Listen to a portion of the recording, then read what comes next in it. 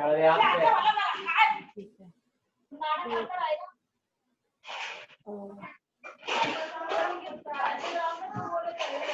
शहबाज अपनी ऑडियो बंद करो। हाँ, ये ऑडियो बंद करना है, जो भी करना है।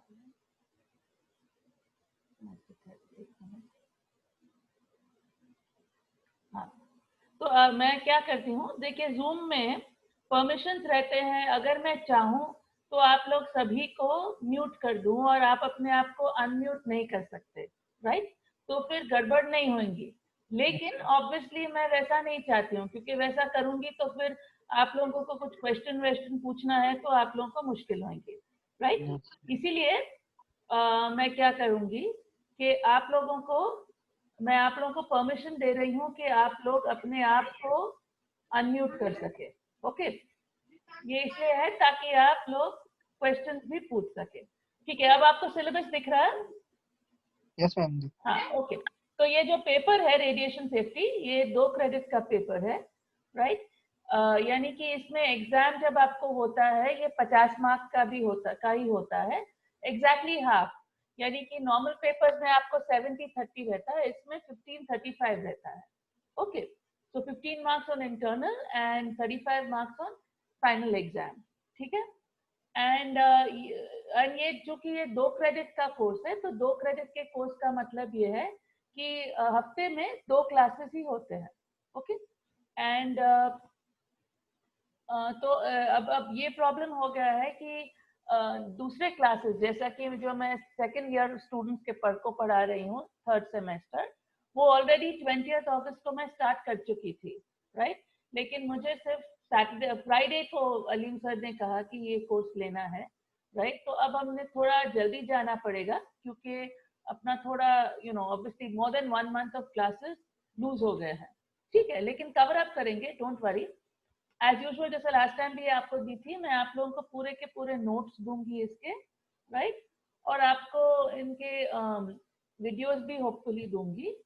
तो दिस थिंग, चलो, ये रियलमी क्या है, रियलमी कौन है? तो अब इसके पहले भी मैं पूछ चुकी, सबको जूम की आदत हो गई है ना? तो अभी आप लोग अपने आप को अनम्यूट करके अगर आपको कुछ पूछना है तो बिल्कुल पूछिए। ओके, प्लीज पूछिए, ताकि क्लास ज्यादा इंटरैक्टिव हो, राइट? नहीं तो ऑनलाइन क्लास में यही एक बड़ी प्रॉब्लम, मुसीबत है कि ऑनलाइन नहीं हो, आई मीन इंटरैक्शन कम है, राइट? तो आप लोग अपने आप को अनम्यूट करके जब चाहे कुछ पूछ सकते हैं, ठीक है? तो ये देखिए, ये अपना सिलेबस है, तो इसमें आप देख सकते हैं ये जो फर्स्ट 2 यूनिट्स है, atomic nuclear physics and radiation with matter, ये एसेंशियली फिजिक्स बेस्ड यूनिट्स है, राइट? तो ये वाले जो 2 है, इसमें पूरा फिजिक्स ही है। ओके, और फिर ये क्या है, ओबेदुल्ला। ओके, तो आप देख सकते हैं कि ये पहले जो 2 यूनिट है, ये बेसिकली फिजिक्स यूनिट्स है, atomic nuclear physics and interaction of radiation with matter. आगे बढ़ेंगे तो आपके बाकी के ये जो 3 यूनिट है, ये यूनिट में रेडिएशन का है, ठीक है? तो आपको ये बुक्स हम लोग ये है बुक्स जो है यूजफुल बुक्स, एंड जैसा मैंने आपको कहा, मैं आपको नोट्स भी दूंगी, ठीक है? तो ये है अपना कोर्स। तो स्टार्ट करेंगे। ये आपको बाद में ये शेयर करके सिलेबस भी आपको दे दूंगी, ठीक है? और जैसे मैंने कहा, नोट्स भी आपको दिए जाएंगे, ठीक है? अब हम लोग एक ये टैबलेट खरीदे हैं, राइट? तो ये टैबलेट से मैं आपको, ये ब्लैक बोर्ड के जैसा चलता है, क्योंकि हम लोग दोनों हैं तो हम लोग ये खरीद लिए हैं। ओके, एंड ठीक है, तो अपना पेपर ये है,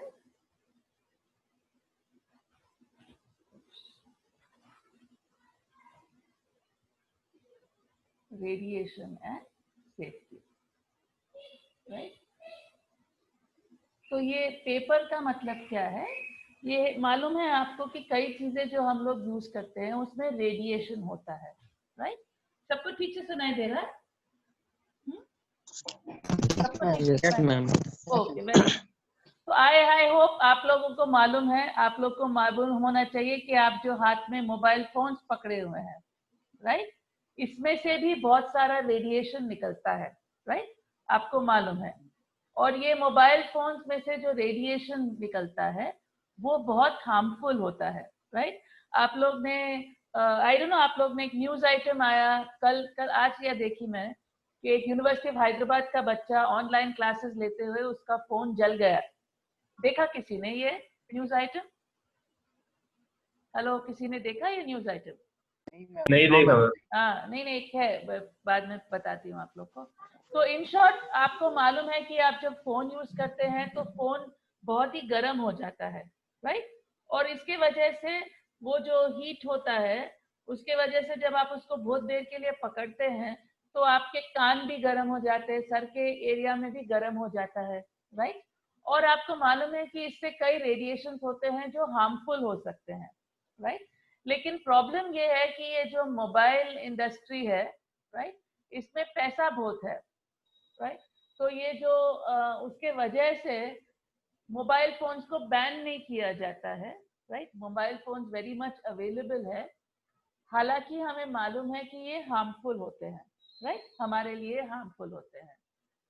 लेकिन चूंकि इसका इंडस्ट्री है और चूंकि इसको लोग जस्टिफाई करते हैं कि मोबाइल फोन से व्हाटएवर फायदे हो रहे हैं, तो इसीलिए ये इंडस्ट्री अभी भी चल रही है। और अब ये जमाने में तो और भी ज्यादा चल रही है क्योंकि कोरोना की वजह से बच्चों को, पूरे बच्चों को ऑनलाइन टीचिंग है, राइट। तो छोटे छोटे बच्चे भी जो है, जो 5 साल की उम्र के भी है, उनके भी क्लासेस फोन पे चल रहे हैं, राइट। तो आप देख सकते हैं कि कितने घंटे ये बच्चे वो फोन यूज कर रहे हैं और उसके वजह से जो हार्म होगा वो लॉन्ग टर्म में अभी तो हम लोग को मालूम नहीं है कि बाद में उससे क्या क्या मुश्किल होंगी, राइट। फिलहाल तो यूज कर रहे हैं लेकिन ऑब्वियसली उससे नुकसान तो होने वाला है, ये बच्चों को भी नुकसान होने वाला है, राइट। तो इन शॉर्ट इसके अलावा आप देखे होंगे कि कई डिवाइसेस जो हमारे पास है सभी से रेडिएशन निकलता है। और इम्पोर्टेंट है हमें ये जानना कि ये रेडिएशन, फर्स्ट ऑफ ऑल ये क्या रेडिएशन है, राइट, ये क्या रेडिएशन आ रहा है, राइट। और फिर उससे क्या सेफ्टी हम लोग कर सकते हैं। तो पहली चीज कि क्या रेडिएशन है और सेकंड चीज आप सेफ्टी का। अब फॉर एग्जांपल आप लोग कई ने मारी क्यूरी के बारे में सुना है, मारी क्यूरी के बारे में सुना है नहीं? हेलो, सुना है? No, ma'am.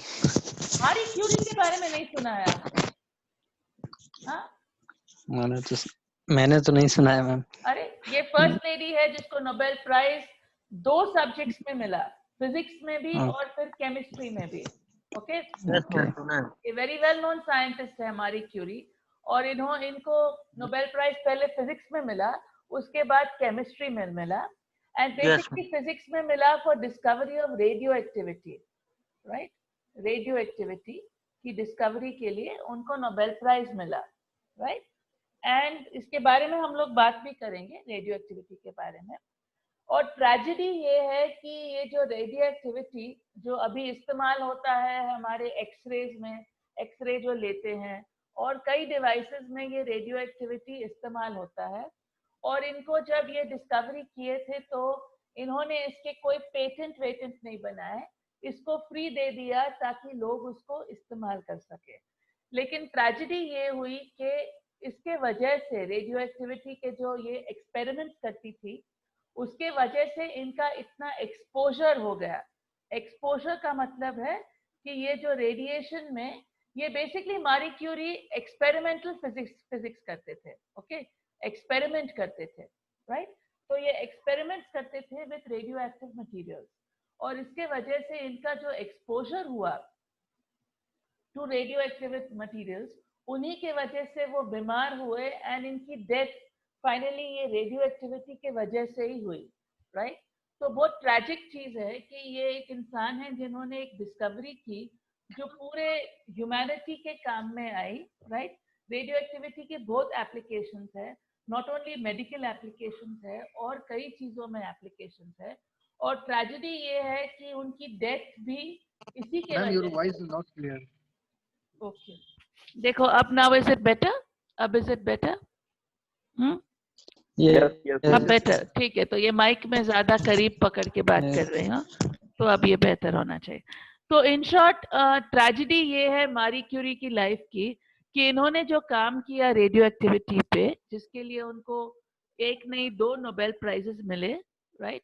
एंड ये वो जमाना था जब विमेन को तो साइंसेस में नोबेल प्राइज ऑलमोस्ट कभी नहीं मिलता था, राइट। अभी भी विमेन, फिजिक्स में सिर्फ 3 विमेन हैं जिनको नोबेल प्राइज मिला है फिजिक्स में अभी तक, राइट।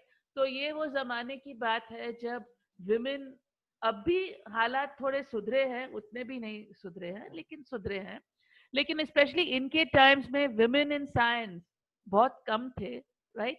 तो इन्होंने बहुत सारे मुश्किल का सामना किया एंड उसके बावजूद इन्होंने बहुत अच्छा काम किया जिसके लिए उनको नोबेल प्राइज मिला 2 बार। लेकिन यही रेडियो एक्टिविटी के एक्सपोजर के वजह से इनकी डेथ हुई। तो अभी भी लोग कहते हैं कि इनके जो नोटबुक्स है, जो जिसको इन्होंने इस्तेमाल किया था, अभी भी उसमें से इतना सा रेडिएशन निकलता है, बहुत हाई वैल्यूज ऑफ रेडिएशन निकलते हैं जो अभी के जमाने में भी डेंजरस है, राइट। तो प्रॉब्लम ये था कि ये जो अपैरेटस के साथ ये काम करते थे, ये अपैरेटस जो है था वो बहुत रिस्की अपैरेटस था, right.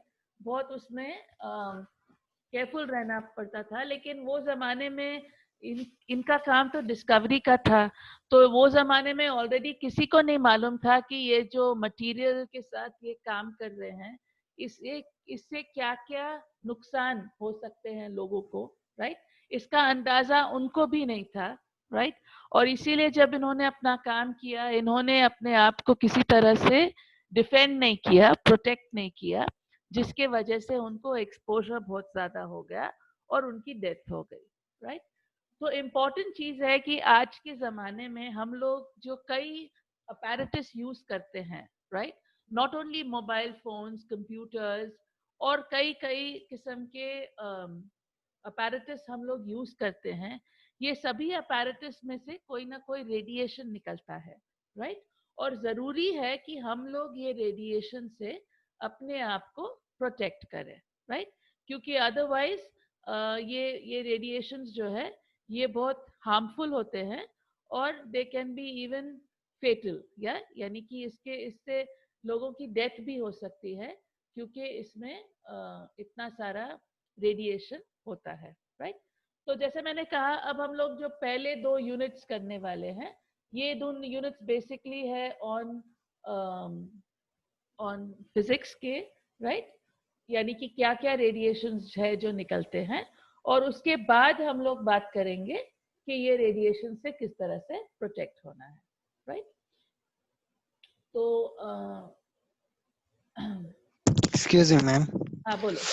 There was a question that ये रेडिएशन निकलता है, हम लोग जानते हैं इससे बहुत हार्मफुल होता है, लेकिन एक्चुअली ये what's the definition of radiation in our normal life, मतलब इसको कैसे इलेबोरेट कर सकते हैं, कैसे हम लोग समझ सकते हैं बेहतर अंदाज में what's radiation in what is radiation.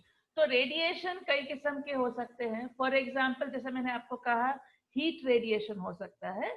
For example, आपके पास मोबाइल फोन है, आप उसको इस्तेमाल करते हैं तो आप उससे गर्मी निकलती है, राइट, जिससे आपका कान गर्म हो जाता है और ऐसे कई चीजें होते हैं, राइट। इसके अलावा हो सकता है कि आपको रेडिएशन जो है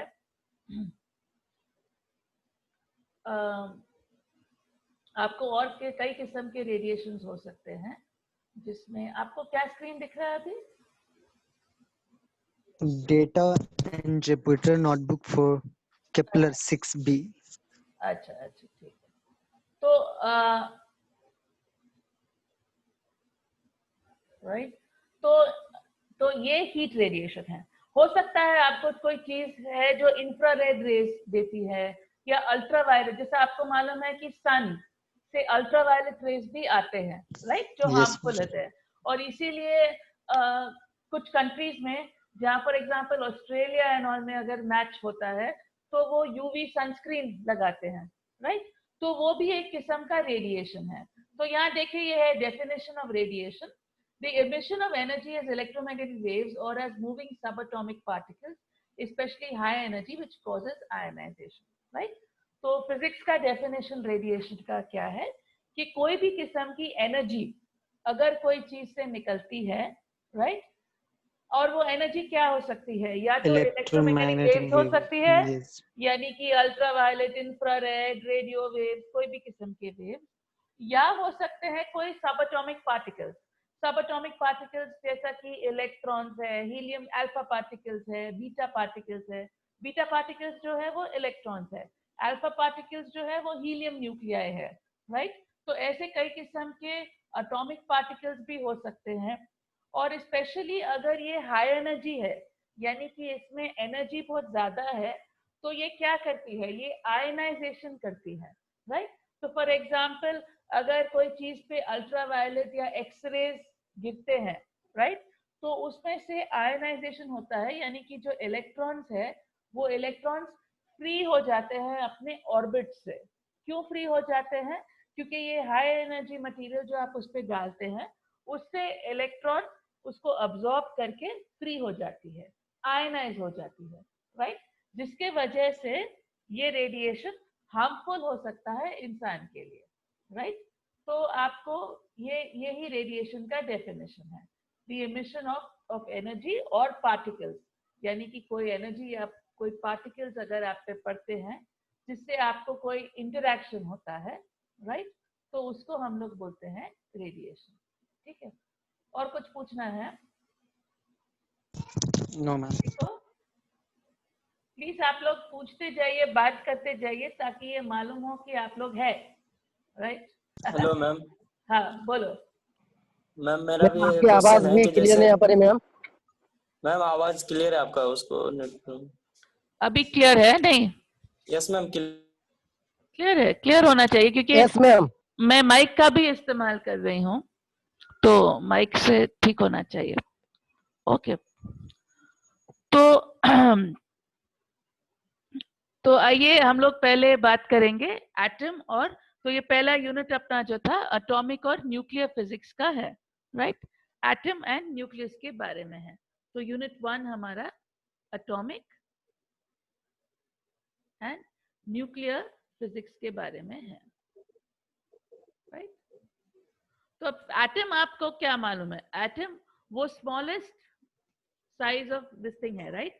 तो पहले एक बड़ी चीज थी कि आप किसी भी मटेरियल को काटे काटे काटे और फाइनली उससे आपको मिलते हैं एटम्स, राइट? क्या हुआ मैम? ये कह सकते हैं कि atom consist of 3 particles? Yes, yeah smallest unit of matter, right? Yes ma'am. तो कौन से 3 पार्टिकल्स है एटम में? Electron, neutron, proton, right. और ये प्रोटॉन न्यूट्रॉन कहाँ पे है? ये प्रोटॉन और न्यूट्रॉन न्यूक्लियस पे होते हैं, इलेक्ट्रॉन चारों ओर अपने कक्ष में घूमते हैं, चक्कर लगाते हैं। Very good, very good. तो ये है आपका न्यूक्लियस जिसमें आपके पास प्रोटॉन न्यूट्रॉन है, और ये है आपका इलेक्ट्रॉन जो इसके आजू बाजू ऑर्बिट में घूमता है, राइट? अब प्रॉब्लम ये था कि आप लोग ऑलरेडी देख सकते हैं कि इलेक्ट्रॉन जा रहा है around the proton neutron, right? तो प्रॉब्लम ये था कि अगर आपके पास एक चार्ज्ड पार्टिकल है जो मूव हो रहा है, ये ऑब्वियसली एक्सेलरेट हो रहा है, राइट? आपको मालूम है, राइट, कि सर्कुलर मोशन में एक्सेलरेशन हो रहा है, राइट? क्यों है? तो ये एक एक्सेलरेटेड चार्ज्ड पार्टिकल है, राइट? और हर एक्सेलरेटेड चार्ज पार्टिकल जो है ये रेडिएट करता है, राइट? यानी कि कोई एनर्जी एमिट करता है।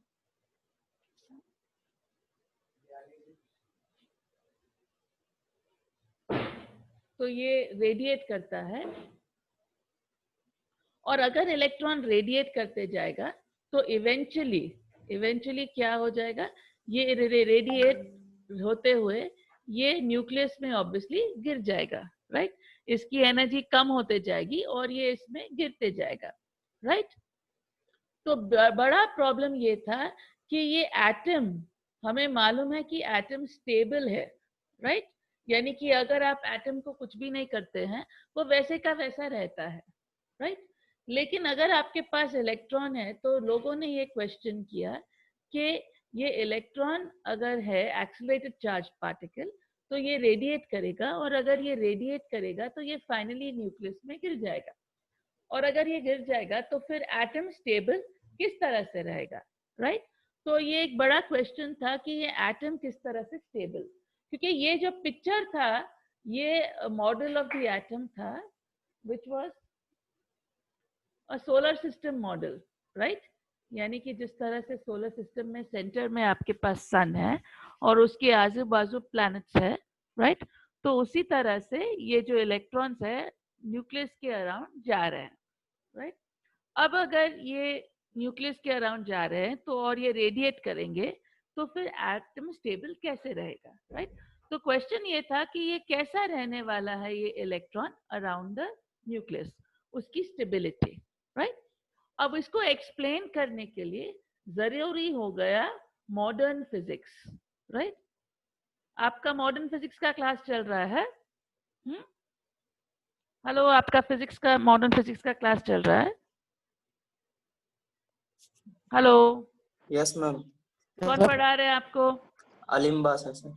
अच्छा, तो कितने क्लासेस हुए अभी उसमें? 2-3 क्लास हुए मैम, ज्यादा 3 नहीं। क्लास। और रिजवान सर नहीं पढ़ा रहे? नहीं। No ma'am. अच्छा अच्छा, ठीक है। तो इन शॉर्ट मॉडर्न फिजिक्स जरूरी रहा ये चीज को एक्सप्लेन करने। तो अभी उन्होंने कुछ क्या करे हैं फिजिक्स में, अभी मॉडर्न फिजिक्स में? वही सर मैम, सर ने सेमीकंडक्टर सब पढ़ा है। अच्छा, सेमीकंडक्टर, अच्छा अच्छा, नहीं वो तो अलग जी। है। ठीक है, और तो जी ओके, ठीक है। तो फिर मैं जो करूंगी उन्होंने बाद में करेंगे, ठीक है? तो मॉडर्न फिजिक्स में फिजिक्स का नजरिया काफी बदल गया, राइट? इसलिए उसको मॉडर्न फिजिक्स कहा जाता है, जिसमें फिजिक्स में काफी चेंजेस आ गए उसकी समझ में, राइट? तो फर्स्ट इंपॉर्टेंट चीज है जो फिजिक्स में आया मॉडर्न फिजिक्स में, वो है concept of quanta, right? Quanta का मतलब क्या है? यानी कि तो इसको बोलते हैं हम लोग प्लैंक्स थ्योरी। प्लैंक्स थ्योरी में क्या कहा गया कि जो एनर्जी है, energy, right?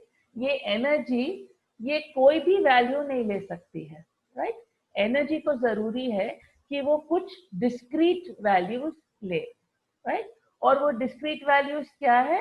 That is given by h times nu, right? तो it can be n times h times nu, यानी कि एनर्जी का जो वैल्यू है, राइट? आपको कोई भी चीज है उसकी एनर्जी कुछ भी नहीं रह सकती, उसके फिक्स्ड वैल्यूज रह सकती। तो आप इसको सोच सकते हैं in the terms of, for example आपके पास सीढ़ी है, लैडर है, राइट?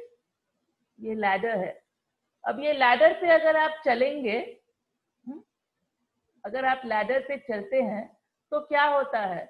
आप लैडर के ये डंडों पे ही जा सकते हैं, इसके बीच में आप खड़े नहीं रह सकते, राइट? समझ में आ रहा है आपको? यानी कि ये बीच में आप खड़े नहीं रह सकते, आपको ये डंडों पे ही खड़े रहना पड़ता है, राइट? यानी कि आप ये क्या रहना है, इसको हम लोग बोलते हैं डिस्क्रीट। डिस्क्रीट यानी आप सिर्फ कुछ वैल्यूज ले सकते हैं, राइट? अदर सपोजिंग आप कोई भी ले सकते हैं तो आप उसको बोलते हैं कंटिन्यूस। फॉर एग्जाम्पल अगर मैं ऊपर से नीचे ऐसे स्लोप पे जा रही हूँ, राइट? तो इसका मतलब क्या है? मैं कंटिन्यूस वैल्यूज ले सकती हूँ। यानी कि ये जो हाइट है मेरी, राइट? ये जो हाइट है, ये हाइट सभी वैल्यूज ऑफ हाइट मेरे को अलाउड है, क्योंकि मैं चल रही हूँ ये स्लोप के ऊपर, राइट? स्लोप के ऊपर चल रही हूँ तो मैं हर वैल्यू ऑफ हाइट का मेकअप हो सकता है। लेकिन अगर मैं स्टेप्स पे चल रही हूँ, स्टेप्स पे चल रही हूँ, तो या तो मैं ये स्टेप पे चलना है, या तो मैं ये स्टेप पे चलना है, या तो मैं ये स्टेप पे चलना है, इसके बीच ये वाले हिस्से पे मैं नहीं चल सकती हूँ, राइट? तो देखिए ये फर्क है between discrete and continuous. Continuous ये है, राइट? यानी कंटिन्यूस वैल्यूज मैं स्लोप पे चल रही हूँ, जहां मेरा हाइट वेरिएबल हो सकता है, कोई भी वैल्यू हो सकता है। दूसरा वाला ऑप्शन मेरा डिस्क्रीट है कि मैं सीढ़ियों से जा रही हूँ, तो फिर मेरा हाइट जो है, ये जो हाइट है, इसके सिर्फ फिक्स्ड वैल्यूज हो सकते हैं, राइट। ये मेरा स्टेप नंबर 1 है, ये स्टेप नंबर 2 है, ये स्टेप नंबर 3 है, राइट। तो ये दोनों के बीच में आपको फर्क मालूम पड़ रहा है, राइट। ये दोनों में जो h वैल्यू है, हाइट अबव दिस थिंग, इसमें कंटिन्यूअस वैल्यूज परमिटेड है और इसमें डिस्क्रीट वैल्यूज परमिटेड है, राइट। तो प्लैंक ने अपनी थ्योरी में कहा कि एनर्जी जो होती है, एनर्जी जो है वो कंटिन्यूअस वैल्यूज नहीं ले सकती है, उसको जरूरी है कि डिस्क्रीट वैल्यूज। डिस्क्रीट वैल्यूज कैसे ले? जो है n कोई इंटीजर है, n can be 1 2 3 etcetera. h जो है इसको नाम दिया गया प्लैंक्स कांस्टेंट, जो है 6.6 इंटू 10⁻34 जूल सेकेंड, ओके। और ये है फ्रीक्वेंसी, ये है मेरे फ्रीक्वेंसी ऑफ रेडिएशन। यानी कि अगर मेरे पास कोई भी रेडिएशन है जिसकी फ्रीक्वेंसी, ये कौन ओबेदुल्ला को म्यूट करने का है, ओके। तो सपोजिंग मेरे पास कोई भी फ्रीक्वेंसी है, राइट, ये कोई फ्रीक्वेंसी ऑफ रेडिएशन है न्यू, तो इसमें से एनर्जी क्या रहेगी? n into H into new, यानी कि ये depending on frequency of radiation क्या है, ये वैल्यू होता है E। तो ये थियोरी थी प्लैंक की, और इसको कहा गया क्वांटा। क्वांटा का मतलब है पैकेट, राइट। यानी कि प्लैंक ने कहा कि एनर्जी जो है वो सिर्फ क्वांटा में हो सकती है या पैकेट्स में हो सकती है, ऐसे कि ये हर पैकेट जो है, ये पैकेट जो है ये है n times of h new, right. यानी कि उसके इन बिटवीन, उसके बीच के वैल्यूज की एनर्जी आपको नहीं हो सकती है, राइट। यानी कि आपको सिर्फ क्वांटा या एनर्जी, इसका मतलब है कि एटम में आपको एनर्जी लेवल्स होंगे, यानी कि certain fixed values of energies he permitted रहेंगे। आपके पास कोई भी वैल्यू ऑफ एनर्जी आप नहीं दे सकते, आपके पास सिर्फ fixed values of energy are permitted, right. तो ये कहा था प्लैंक के थियोरी में, राइट। और जब प्लैंक ने ऑब्वियसली ये थियोरी को प्रपोज किया, ये थियोरी बहुत ही व्हाट डू यू से रेवोल्यूशनरी आइडिया था, नया आइडिया था, राइट। एंड इसको एक्सेप्ट करना मुश्किल था, राइट। लेकिन उसके बाद आई होप आप लोग ने फोटो इलेक्ट्रिक इफेक्ट किया है।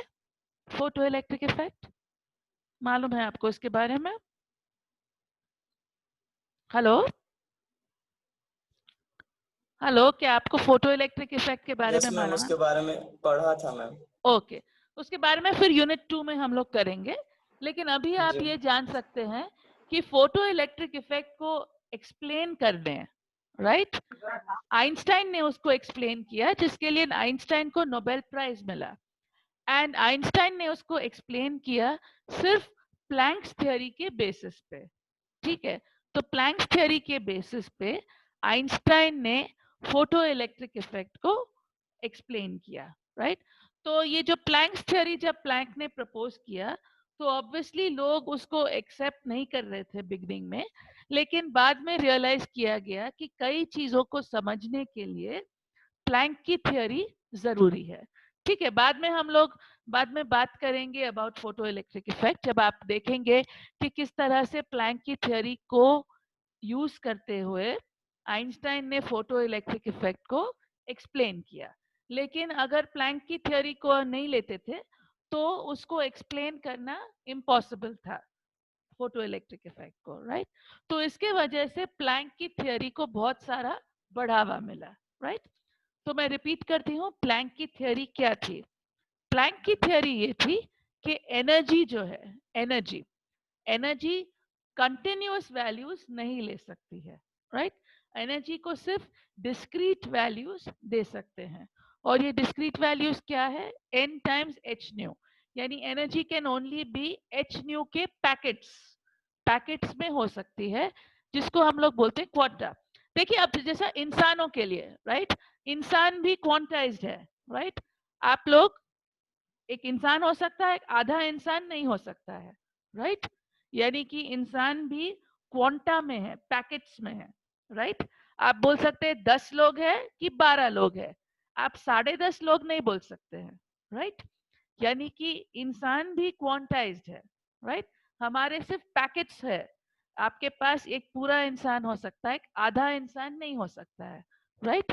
तो हम लोग कई चीजों में देखते हैं कि क्वांटा कई चीजों में यूज होते हैं, यानी कि कई चीजों के एक मिनिमम यूनिट होता है जो है क्वांटा। आपके सिर्फ डिस्क्रीट नंबर ऑफ पीपल हो सकते हैं। अगर आप पूछेंगे कितने स्टूडेंट्स हैं, तो स्टूडेंट्स भी सिर्फ इंटीजर वैल्यूज हो सकते हैं, 12 है, 14 है, 15 है, राइट। लेकिन आप 4.62 नहीं कह सकते, राइट, क्योंकि आपको इंसान भी क्वांटा या पैकेट्स में मिलते हैं। पूरा एक इंसान रहता है, आधे आधे नहीं रहते हैं, राइट। तो इसी तरह से प्लैंक ने कहा कि एनर्जी जो है वो सिर्फ पैकेट्स में रह सकता है, राइट, क्वांटा में रह सकता है। और वो पैकेट्स कैसे रह सकते हैं? Such that energy is equal to h times nu. h जो है इसको नाम दिया गया प्लैंक्स कांस्टेंट, जिसका वैल्यू है 6.6 इंटू 10⁻34 जूल सेकेंड। और न्यू, ये जो न्यू देख रहे हैं, इसको ग्रीक में इसको ये n न्यू कहना है आपको, n न्यू, ये न्यू है, ये ग्रीक अल्फाबेट है। तो ये ग्रीक अल्फाबेट न्यू है, ये जो है ये फ्रीक्वेंसी ऑफ रेडिएशन है।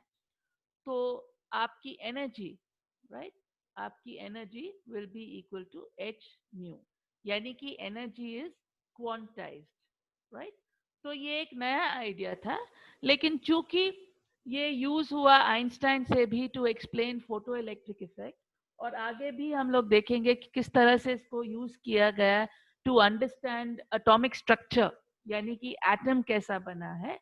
इसके वजह से प्लैंक्स थ्योरी को बहुत बढ़ावा दिया गया। अब मैं एक और चीज आप लोग को समझाना चाह रही हूँ, वो देखिए, इसको बोलते हैं प्लैंक्स थ्योरी, राइट। इसको लॉ नहीं कहते हैं, इसको थ्योरी कहा जाता है, राइट। क्योंकि ये चीज को हम लोग किसी तरह से प्रूव नहीं कर सकते हैं। ये जो चीज है ये एक अजम्पशन है, राइट। जो प्लैंक ने कहा कि अज्यूम कीजिए कि E is equal to h nu, तो ये एक थियोरी है, राइट। इसको लॉ नहीं कहा जाता है, राइट। तो मैं अभी आपको थोड़ा एक समझाने की कोशिश करूंगी कि साइंस में हम लोग कोई चीज को स्टडी करते हैं, राइट, तो किस तरह से स्टडी करते हैं। फॉर एग्जाम्पल, राइट, अब मैं आपको पूछूंगी कि ये पूरे बच्चे हैं, इसमें कौन नहीं आया आपके क्लास में से? कहाँ है इन्हें? अबू सुफियान है, इनो कहाँ है? ये क्या नाम है आपके शिनशान का? हुस्ने मुबारक। हाँ, अब पूछेंगे हम लोग क्वेश्चन कि हुस्ने मुबारक कहाँ है? Where is Hosni Mubarak? Supposing हमारे पास ये क्वेश्चन है, हुस्ने मुबारक कहाँ है, राइट। अब कोई जवाब दीजिए, बोलिए कहाँ है हुस्ने मुबारक? मुबारक अपने मेडिकल पे मैम। क्या है? वो अपने मेडिकल पे, स्टोर मेडिकल पे। पता नहीं मैम कहाँ है। अच्छा, तो वो मेडिकल घूम लीव पे रहा है। हूँ। अच्छा, कोई बोल रहा है घूम रहा है, और कौन बोल रहा है? किसी और को कहना है? एक मेडिकल है, बीमार है, दूसरा बोल रहा है घूम रहा है, तीसरा बोल रहा है क्या है? नहा रहा है। नहा रहा है। नहा रहा है, इसलिए क्लास नहीं अटेंड कर रहा है, 12 बजे नहा रहा है, ओके। और क्या है? खाना खा रहा होगा मैं। क्यों क्लास में क्यों नहीं है? उसकी तबीयत खराब हो गई है। हाँ, वो तो फीवर आ गया, तो मेडिकल पानी बोल भीग दिया, गया था। ठीक है। अब मैम मैं एक खाना और खा में रहा है लिख वो। रहे, तो इंटरनेट नहीं है, सपोजिंग उसके पास इंटरनेट नहीं है। अंकित के साथ गया मैम फिल्म देखने। अच्छा, ये और है 5, ये फिल्म देखने गए, राइट, ठीक है। तो ये हमारे सवाल है वेयर इज हुस्ने मुबारक। आप लोगों ने कई जवाब दिए, इसको हम लोग बुलाते हैं हाइपोथेसिस, हाइपोथेसिस क्या है? इसका मतलब है possible reasons, right? Possible reasons, right? यानी कि ये सभी पॉसिबल रीजंस है कि हुस्ने मुबारक आज क्लास में क्यों नहीं है। या तो वो बीमार है, घूम रहा है, नहा रहा है, इंटरनेट नहीं है, या फिल्म देख रहा है। ठीक है, ये सभी है हाइपोथेसिस। ठीक है, तो इसी तरह से साइंस में अगर आप कोई क्वेश्चन पूछेंगे तो आप पूछ सकते हैं और इसके आपके कई जवाब हो सकते हैं, राइट?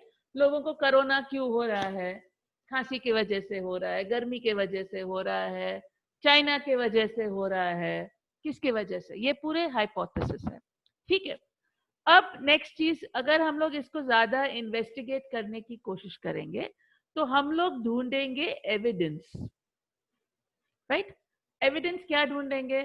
फॉर एग्जाम्पल आप मेरे को बोले मेडिकल है, तो मैं एविडेंस क्या ढूंढूंगी? मैं बोलूंगी सर्टिफिकेट लाओ, राइट? हुस्ने मुबारक को मैं बोलूंगी देखिए अगर आपको अटेंडेंस चाहिए तो आप सर्टिफिकेट लाओ, राइट? अगर वो घूम रहा था, उसके पास इंटरनेट नहीं है, तो मैं बोलूंगी कि प्रूफ कीजिए कि आपके पास इंटरनेट नहीं है, इंटरनेट का प्रॉब्लम है। अगर आप बोल रहे थे घूम रहा था, तो शायद कोई मेरे को पिक्चर भेजेगा, फोटो भेजेगा कि अभी हुस्ने मुबारक इधर घूम रहा है। नहाने का तो फोटो नहीं, लेकिन घर के लोग बोल सकते हैं कि नहीं नहा रहा था, या फिल्म।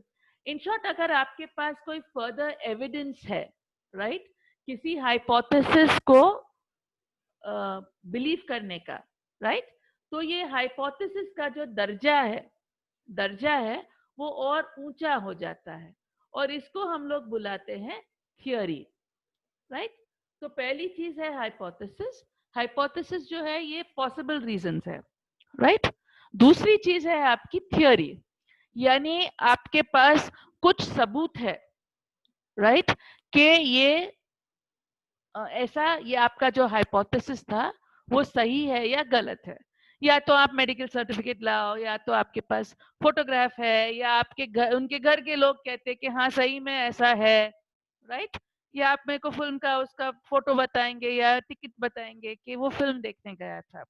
तो अगर आपके कोई हाइपोथेसिस के पास हमारे पास एविडेंस है, यानी कि सबूत है, राइट, प्रूफ है, तो इसको हम लोग बुलाएंगे थियोरी।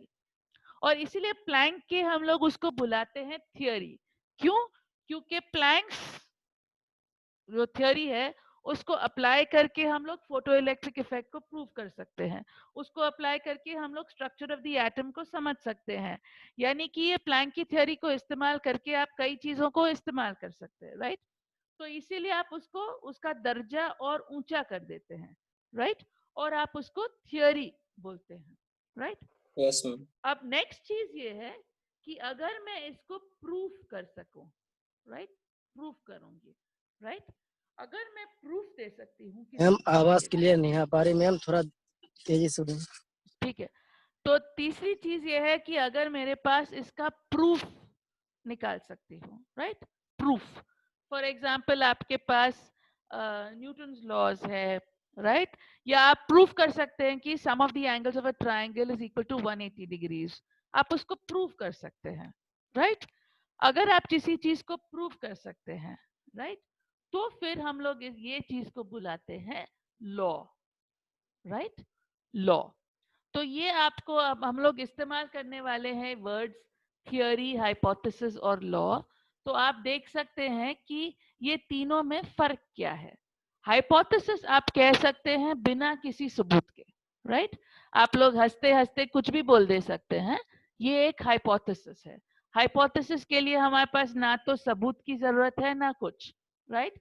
आप कोई भी रीजन बोल दे सकते हैं, ये इसको बोलते हैं हम लोग हाइपोथेसिस। अगर हाइपोथेसिस के साथ आपको एविडेंस मिलता है तो उसको हम लोग बोलते हैं थियोरी, राइट? और अगर थियोरी को फर्दर आप प्रूव कर सकते हैं तो हम लोग इसको बुलाते हैं लॉ, राइट? तो ये 3 लेवल्स रहते हैं किसी चीज को आप स्टडी करते हैं साइंटिफिकली को। तो साइंटिफिकली किसी चीज को आप जब स्टडी करते हैं तो पहले आप देते हैं उसका हाइपोथेसिस, यानी कि आप पॉसिबल रीजंस बोलते हैं, राइट? कोरोना वायरस कैसे हुआ, आपके पास कई रीजंस हो सकते हैं कि कैसे हुआ, राइट? उसके बाद आप फिर ढूंढते हैं सबूत, राइट? सबूत से आपको मिलता है एविडेंस। अब वो एविडेंस के बेसिस पे आपके पास कोई थियोरी रहेगी, राइट? तो आप नेट पे भी देख सकते हैं, कई थियोरीज है लोगों के जिसमें उन्होंने कुछ एक्सप्लेनेशन दिया है कोरोना का, राइट? ये थियोरी है कि चाइना ने ये किया पूरी दुनिया को सताने के लिए। ये थियोरी है कि वो लैब में गलती से छूट गया इसीलिए हो गया। ये थियोरी है कि वो बैट्स, वो पेंगोलिन अलग जानवरों से, वाइल्ड एनिमल्स से ह्यूमन बीइंग्स में आ गया, राइट? तो ये अलग अलग थियोरीज है, लेकिन आप देखेंगे कि जब भी कोई लोग थियोरी बोलते हैं तो उसके साथ कुछ ना कुछ सबूत भी डालते हैं, राइट? उनको कहते हैं कि देखिए हमारे पास ये सबूत है, ये डॉक्टर ने ऐसा कहा, इन्होंने वैसा कहा, इसीलिए हमारी थियोरी को हम लोग सपोर्ट दे रहे हैं, राइट? अब अगर इसको प्रूफ कर सके तो ये बन जाएगा लॉ, राइट? यानी कि आप 100% आप उसको प्रूफ कर सकते हैं। लेकिन फिलहाल इसके केस में हम लोग इसके बीच में कहीं अटके हुए हैं, ठीक है? तो ये है इसका प्लैंक की थियोरी का, ठीक है? तो मैं आज यहीं रोक लेती हूँ, क्यों नेक्स्ट चीज के का टॉपिक बाद में बात करती हूँ, लेकिन फिलहाल आप याद रखेंगे प्लैंक की थियोरी को। प्लैंक की थियोरी का क्या है कि energy is in quanta, right? Energy is quantized. आपकी energy can only be h times nu, right? उसके बीच के वैल्यूज आपको अलाउड नहीं है, ठीक है? अब इसको किस तरह से इस्तेमाल किया जाता है to understand structure of the atom, वो हम लोग बाद में देखेंगे। वो पहले से आपको बता देती हूँ, ये है आपका न्यूक्लियस। तो आपको कहा जाता है कि इलेक्ट्रॉन्स सिर्फ सर्टेन ऑर्बिट्स में रह सकते हैं, राइट? जिसकी एनर्जीज कुछ फिक्स्ड वैल्यूज है। फॉर एग्जांपल ये फर्स्ट ऑर्बिट है, सेकंड ऑर्बिट है, ऐसा अलग अलग फिक्स्ड ऑर्बिट्स में ही रह सकता है इलेक्ट्रॉन। और तो ही आपको इलेक्ट्रॉन इस तरह से ही सिर्फ ये फिक्स्ड ऑर्बिट्स में रह सकता है, और इसको नाम दिया जाता है एनर्जी लेवल्स, राइट? यानी कि इलेक्ट्रॉन जब न्यूक्लियस के अराउंड जाता है ये सिर्फ फिक्स्ड वैल्यूज पे जा सकता है, राइट? जो है आपके एनर्जी लेवल्स। अब इसको हम लोग कल देखेंगे कि इसको किस तरह से बोर ने इस्तेमाल किया टू अंडरस्टैंड एटॉमिक स्ट्रक्चर, ठीक है? तो बोर ठीक ने है मैम। क्या किया, सिर्फ यूज किया Coulomb's law and planks law, ये दोनों चीजों को इस्तेमाल करके बोर ने एक्सप्लेन किया कि एटॉमिक स्ट्रक्चर क्या होता है, राइट? अब फिर आप देखेंगे कि बोर का कहा जाता है बोर्स थियोरी, क्योंकि ये थियोरी से इनको मिला था स्पेक्ट्रल लाइंस के वेवलेंथ्स, लाइट के लैम्डास, और जिसको ऑब्जर्व किया गया। तो ये था एविडेंस, राइट? जिसके वजह से बोर के जो थ्योरी को है सपोर्ट मिला। लेकिन इसको अभी भी बोर्स थ्योरी कहा जाता है, बोर्स लॉ नहीं कहा जाता है, बोर्स थ्योरी कहा जाता है। इसलिए मैं चाहती हूँ कि जब आप लोग ये वर्ड्स को इस्तेमाल करेंगे, हाइपोथेसिस, थ्योरी और लॉ, तो ये वर्ड्स को आप संभाल के इस्तेमाल करेंगे, राइट? आप समझेंगे कि कब आप थ्योरी लिख रहे हैं और कब आप लॉ लिख रहे हैं, कब हाइपोथेसिस है, ठीक है? ठीक है, तो मैं यहाँ रोकती हूँ, और प्लीज बाकियों को इन्फॉर्म किए, या बाकी के लोग क्यों अटेंड नहीं कर रहे हैं? हाँ, अटेंड कर रहे हैं दूसरे क्लासेस या नहीं? कर रहे हैं कुछ लोग। कभी टोटल तो नहीं मैम अटेंड करते हैं किसी भी क्लास में, तो रह ही जाते हैं। नहीं तो प्लीज सबको बोलिए कि अटेंड करना है, क्योंकि जैसा मैंने कहा ये हमारा थोड़ा लेट स्टार्ट हुआ है, तो काफी मटेरियल कवर होते जाएगा, राइट? तो अगर एक भी क्लास मिस करेंगे तो काफी मिस हो जाएगा, क्योंकि अब मैम अपने इस पे बहुत पास, अच्छी क्वालिटी चलता है, इसी पे पढ़ाइएगा जूम पे। हाँ, और ये मैं बोल रही हूँ ना कि मेरे पास लाइसेंस है, इसीलिए ये बेस्ट है। ये अच्छा चल रहा है ये इसमें। Very good. ये कौन बोल रहे थे? एहतशाम? आसिफ। अच्छा अच्छा, आसिफ, चलो अच्छा। मैम अरे यूनिवर्सिटी कब खुलेगी मैम? कोई न्यूज़? अरे ये अच्छा क्वेश्चन है, किसी को नहीं मालूम, सॉरी। ये किसी को नहीं मालूम, आप लोग फिर अपने भी मैम एक कोई वो तो होगा आप अनुमान। लोग बस नहीं, कुछ आ रहे हैं, न्यूज रिपोर्ट्स आ रहे हैं कि करेंगे, एक्चुअली अब जैसा यहाँ एक न्यूज जो मिली है, काफी कुछ खुल गया है यहाँ पे, ज्यादातर हर चीज खुल गई है। मैम सब लोग यूनिवर्सिटी के भगवान भरोसे हैं। मैम जो एक न्यूज आई है यूजीसी से, अक्टूबर 1 तक का नवंबर एडमिशन से प्रोसेस पूरा करना है और Correct. 1 नवंबर से क्या कहते स्टार्ट हैं होने का बोला। कैंपस यूनिवर्सिटी खुलना है। ओपन होने का नहीं लिखा हुआ, लेकिन फर्स्ट सेमेस्टर के जो है फर्स्ट ईयर के स्टूडेंट के वो क्लासेस शुरू हो जाएंगी, ये कह करेक्ट, रहे हैं। लेकिन फिलहाल वो क्लासेस ऑनलाइन रहेंगे ना, वो भी फिलहाल ऑनलाइन ऑनलाइन। होंगे मैम। करेक्ट। तो अब वो ऑफलाइन कब होंगे वो नहीं मालूम है, लेकिन जैसा कि हैदराबाद में अब हर चीज खुला है। आप बीमार पड़े तो आपका हो गया। मैम हर स्टेट में सब कुछ खुला हुआ है, सब कुछ हेलो होता है। हेलो, एक मिनट एक करके बोलो एट यार, अ एक एक टाइम, करके। Hello hello, at a time एक ही आदमी बात करेगा। जब कोई बात कर रहा है तो बाकी के सब लोग चुप रहे। बाप से बात करें डायरेक्टली। हाँ बोलो, एक एक एट अ टाइम बात कीजिए आप, बोलो। हेलो। कोई नहीं बोल रहा मैम। चलो, आप किसको बात करना था? देखिए इसमें आप देखिए एक हैंड्स अप का भी है, रेज हैंड का बटन है, तो आप Yes, ma'am, रेज है। हैंड कीजिए तो मैं आपको, तो आप लोग फिर बात करना, ठीक है? तो कौन कौन रेज हैंड कर रहे हैं? एहतशाम साहब, चलो एहतशाम बात करो आप। मैं चेक कर रहा था कि ये हो रहा है तो इसमें। Very good. कासिम साहब आपको क्या बोलना है? मैम आई हैव प्रॉब्लम कि यूनिवर्सिटी ओपन कब होंगी मैम? हाँ तो वो मुझे नहीं मालूम, नहीं मालूम। Okay ma'am. इस अच्छा, सवाल और का जवाब यूजीसी के पास है। करेक्ट। यूजीसी के पास जाएं फिर हम। मेरे हाथ में तो कुछ नहीं है। चलो ओबेद साहब क्या बोल रहे हैं आप?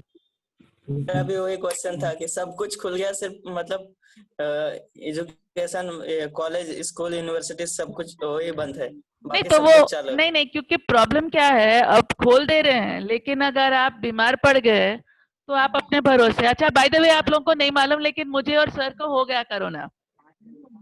कब मैम? हो गया 4 सितंबर में, तो तो हो रिपोर्ट गया। नेगेटिव है ना?